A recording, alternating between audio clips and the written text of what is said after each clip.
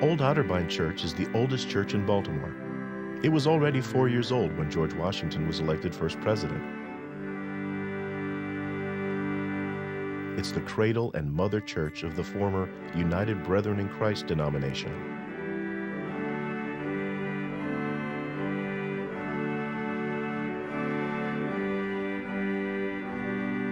On this site, Lovely Lane Methodist Congregation was organized and is the only place remaining in Baltimore where the Reverend Francis Asbury preached.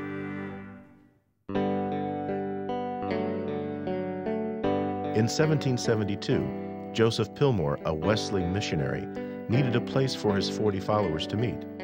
The Reverend Benedict Swope, the first pastor, made his chapel available, and on June 22, 1772, what was to become the Methodist Episcopal Church was organized on this site.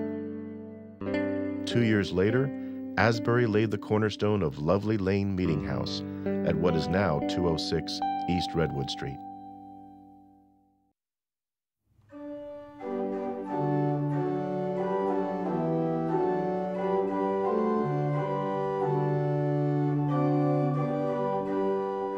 Lovely Lane Church is the mother church of American Methodism.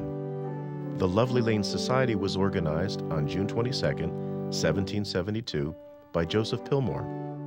They built a small meeting house and started to worship in it in 1774. It was in this little meeting house where the Methodist Episcopal Church in America was organized at the famous Christmas Conference of 1784.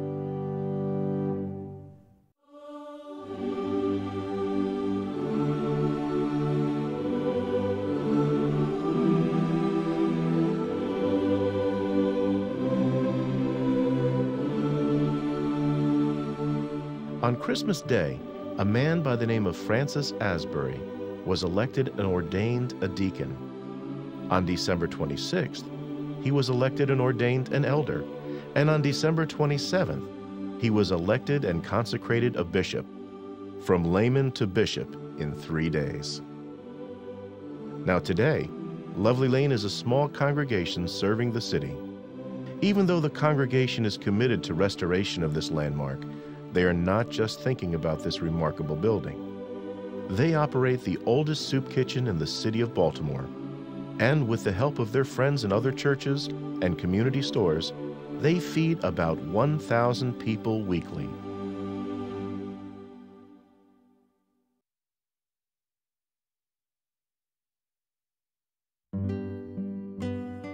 On June 22, 1772, Centennial Caroline Street United Methodist Church had its beginning as part of the Methodist Society called Strawberry Alley. The Strawberry Alley Chapel was the first Methodist meeting house in the territory then called Baltimore Town, now known as Baltimore City.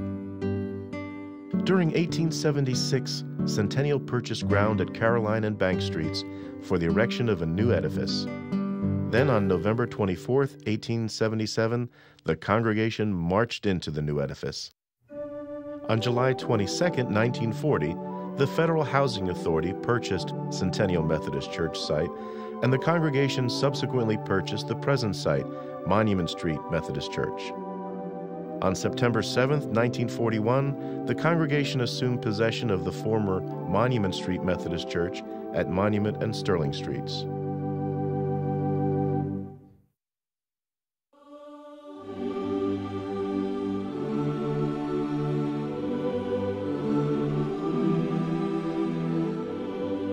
Sharp Street Memorial Church, often referred to as Mother Church of African American Methodism, has been a leader in the struggle for spiritual and human dignity.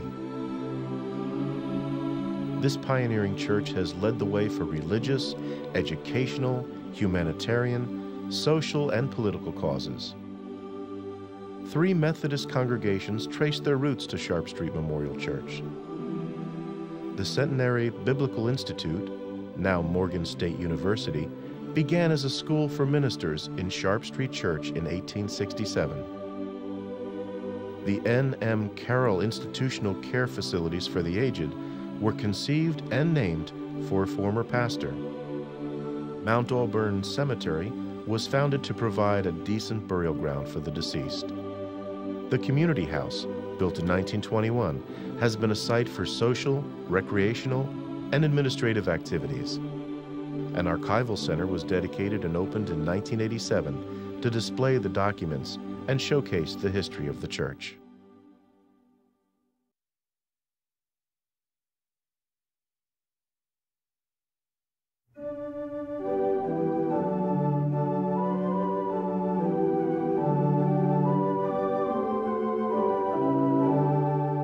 Mount Vernon Place United Methodist Church is an historic building located downtown. Built in 1872, it was one of the first Gothic structures in our denomination.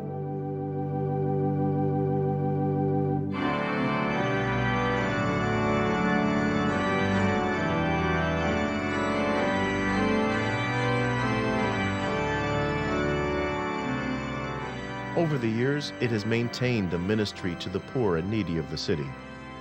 Presently, they have a carpenter's kitchen and carpenter's wellness center, meeting the needs of the less fortunate. The church has always been a sacred place for persons pursuing spiritual maturity through worship, study, and prayer. A recent addition is a labyrinth for meditative walking in prayer to assist in the spiritual journey.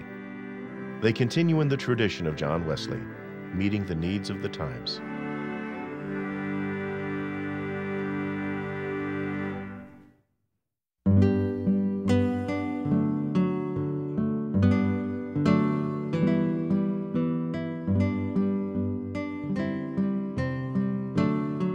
On November 30th, 1875, under the supervision of the trustees of Asbury Methodist Episcopal Church of Baltimore, Eastern Chapel Methodist Church began. It was first called Asbury Chapel.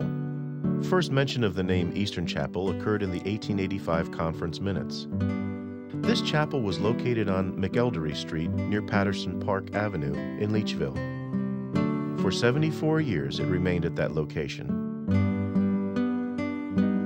In 1945, the conference thought Eastern was a lost cause and had planned to close its doors. Then in 1949, a new day dawned for Eastern, as they purchased the old Hoffman Street property for $18,000. At this location, on the corner of North Eden Street and East Hoffman Street, Eastern took on new life.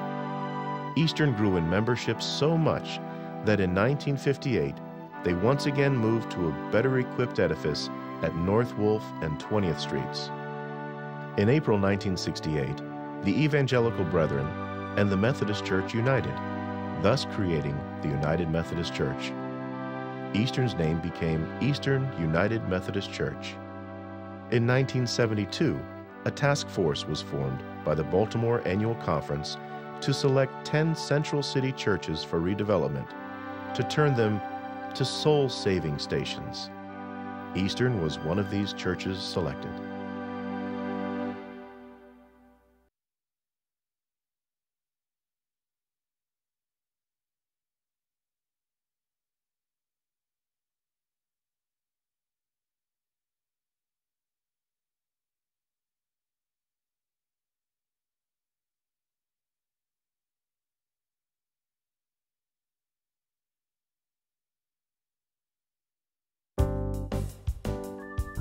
Christ United Methodist Church of the Deaf is the oldest deaf congregation in the United Methodist Church.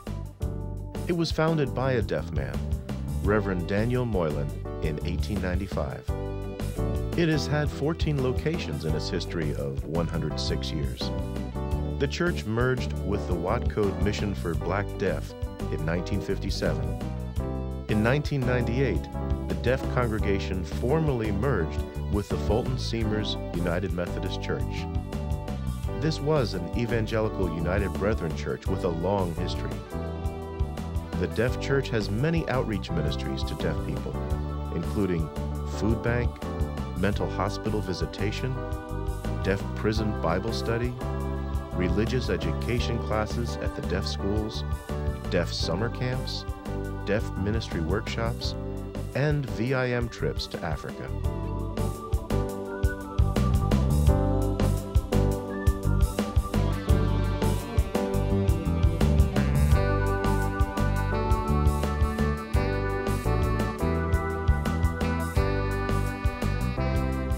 Ames Memorial United Methodist Church is doing special work in the surrounding community through its Shalom Zone initiative, Ames Shalom Community Incorporated, which includes community programs that speak to the needs of the indigenous people and physical development.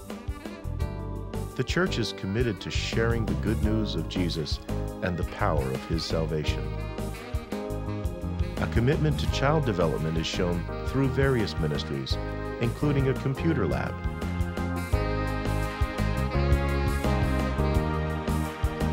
Outreach ministries to the community include a soup kitchen and a clothing pantry.